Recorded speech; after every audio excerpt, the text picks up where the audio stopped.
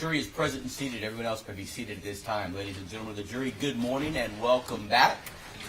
The first question that I have of you is my first opportunity this morning to see you is just to ensure that no one discussed this case amongst themselves or with anyone else or did any research or was exposed to anything about this case between the time that you left the courtroom yesterday when I sent you home at approximately 5:30 and the time that you returned back this morning. It's my understanding the evidence was delivered to you at 8:35 this morning to begin deliberating. So between those times, the time you left yesterday at 5:30 and the time you returned and began deliberating again at 8:35 this morning, by show of hands, anyone discuss this case, do any research related to this case, or exposed to this case in any way?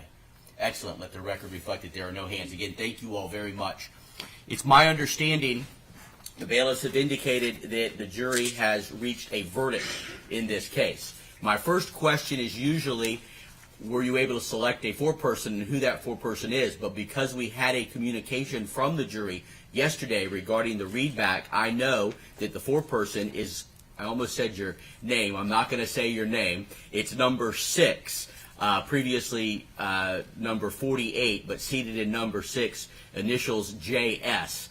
So, Mr. JS, my question then is to you.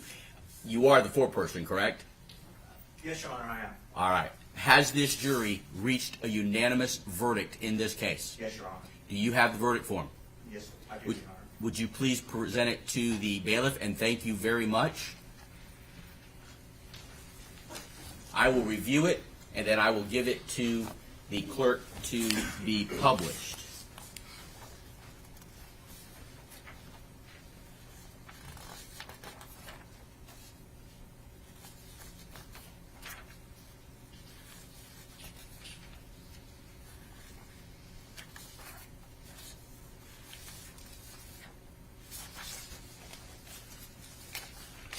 All right, Mr. Keetley, if you will please stand for the publishing of the verdict, and counsel, you may stand with him. And Madam Clerk, if you will please publish the verdict at this time.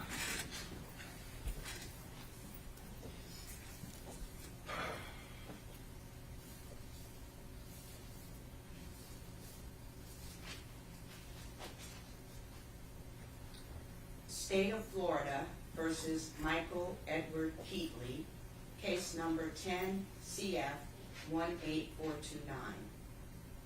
We, the jury, find as follows as to count 1, victims Victor Sergio Guitron. The defendant is guilty of murder in the first degree as charged. And 1, did the defendant personally carry, display, use, threaten, or attempt to use a firearm? Yes. Number 2, did the defendant actually possess a firearm? Yes. Number 3, did the defendant discharge the firearm? Yes. Number 4, did the discharge of the firearm cause the death of Sergio Guitron? Yes. We, the jury, find as follows as to count 2, victim Juan Guitron. A, the defendant is guilty of murder in the first degree as charged. And 1, did the defendant personally carry, display, use, threaten, or attempt to use a firearm? Yes. Number 2, did the defendant actually possess a firearm? Yes. Number 3, did the defendant discharge the firearm? Yes. Number 4, did the discharge of the firearm cause the death of Juan Guitron? Yes. We, the jury, find as follows as to count 3, victim Gonzalo Guevara.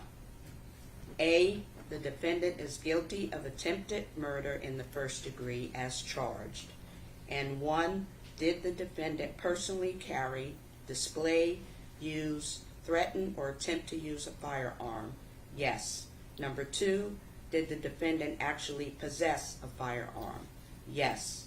Number 3, did the defendant discharge the firearm? Yes. Number 4, did the discharge of the firearm cause great bodily harm to Gonzalo Guevara? Yes. We, the jury, find as follows as to count 4. Victim, Daniel Beltran. A, the defendant is guilty of attempted murder in the first degree as charged. Number 1, did the defendant personally carry, display, use, threaten, or attempt to use a firearm? Yes. Number 2, did the defendant actually possess a firearm? Yes. Number 3, did the defendant discharge the firearm? Yes. Number 4, did the discharge of the firearm cause great bodily harm to Daniel Beltran? Yes. We, the jury, find as follows as to count 5. Victim, Richard Cantu. A, the defendant is guilty of attempted murder in the first degree as charged. Number 1, did the defendant personally carry, display, use, threaten, or attempt to use a firearm? Yes. Number 2, did the defendant actually possess a firearm? Yes. Number 3, did the defendant discharge the firearm? Yes. Number 4, did the discharge of the firearm cause great bodily harm to Richard Cantu? Yes. We, the jury, find as follows as to count 6. Victim, Ramon Galan. A, the defendant is guilty of attempted murder in the first degree as charged. Number 1, did the defendant personally carry, display, use, threaten, or attempt to use a firearm? Yes. Number 2, did the defendant actually possess a firearm? Yes. Number 3, did the defendant discharge the firearm? Yes. Number 4, did the discharge of the firearm cause great bodily harm to Ramon Galan? Yes. So say we all, dated this 28th day of March 2023, signed by the foreperson J.S. Thank you, Madam Clerk. Would the defense like the jury polled at this time? Yes, Your Honor. Ladies and gentlemen of the jury, what that means is the clerk is going to ask each one of you individually whether the verdict that she published is in fact your true verdict in this case. The defense may be seated. Juror number 1, J.P., is this your true and correct verdict? It is. Juror number 2, A.B., is this your true and correct verdict? Yes, it is. Juror number 3, J.W., is this your true and correct verdict? It is. Juror number 4, R.C., is this your true and correct verdict? Yes, it is. Juror number 5, C.M., is this your true and correct verdict? Yes. Juror number 6, J.S., is this your true and correct verdict? It is. Juror number 7, B.H., is this your true and correct verdict? Yes, ma'am. Juror number 8, T.J., is this your true and correct verdict? Yes, ma'am. Juror number 9, J.F., is this your true and correct verdict? Yes, ma'am. Juror number 10, E.A., is this your true and correct verdict? Yes, ma'am. Juror number 11, J.W., is this your true and correct verdict? I'm sorry. Juror number 11, J.D., is this your true and correct verdict? Juror number 12. 12 is J.D. Juror number 12, Yes. sorry, It's okay, it is. is it, okay. And juror number 13, D.S., is this your true and correct verdict? Yes, ma'am. Is there anything from either side before the court releases the jury? Ladies and gentlemen of the jury, this is my last opportunity to thank you. Throughout the past 4 weeks, I have thanked you for your patience with us, your very important service, and your attention to this very important case.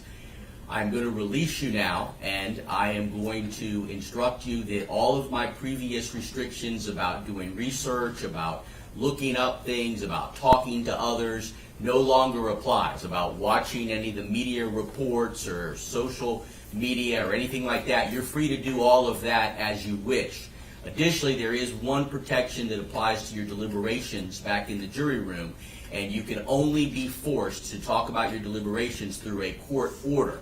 However, if you wish to talk about your deliberations, you may do that. That is your choice. The last thing that I want to say to you is that now you know what a hard job it is to be a juror. You've deliberated for 3 days now. Many times people tell me as a judge that I have to make hard decisions, and I say no, that's in a trial division for the juries to make the hard decisions. So we all thank you for your very hard work in this case. So at this time, I am going to release you. All rise for the jury.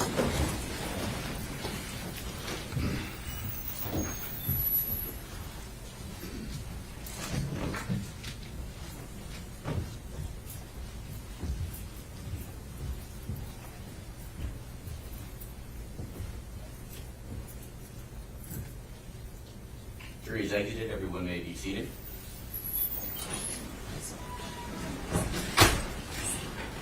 We need to discuss sentencing. Counts 1 and 2 require a mandatory life in prison without the possibility of parole. Do you want to set off sentencing? Judge, I think that would be appropriate. Okay.